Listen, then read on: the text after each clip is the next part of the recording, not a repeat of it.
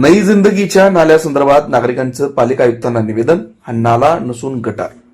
याबाबत अधिक माहिती अशी की सोलापूर महापालिकेच्या वतीनं पावसाच्या दृष्टीनं शहरातील 74 नाल्यांचं काम सुरू करण्यात आलंय.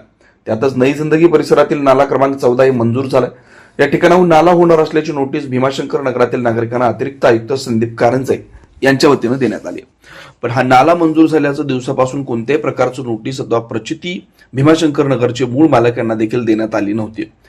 त्या अनुषंगानं भीमाशंकर नगरातील नागरिकांनी या संदर्भात अतिरिक्त आयुक्त संदीप कारंजे यांना निवेदनाद्वारे कळवलं की भीमाशंकर नगरातून सदरील नाला नसून ते सांडपाणी नई जिंदगी परिसरातील विविध नगरातून येत असून विजयनगर इथून भीमाशंकर नगर इथं आलेलं असून सदर गटारातून सांडपाणी वाहत आहे. त्यामुळे तयार झालेले गटार सरकारी कर्मचाऱ्यांनी येऊन जेसीबीद्वारे खोदून त्यांचं रुंदीकरण करून 1 फूट गटाराचं नाल्यात रूपांतर केलंय. त्यामुळे तिथं नाला असल्याचं बाब हे असत्य व नाहक आहे. अशातच भीमाशंकर नगर परिसरात नागरिकांनी घरं बांधलेली आहेत. त्यातच त्यांना नोटीस प्राप्त झाल्यानं त्यांच्या मनात भीती निर्माण झाली. काल महापालिका आयुक्त तसंच इतर अधिकारी कर्मचाऱ्यांनी नई जिंदगी परिसराची पाहणी केली.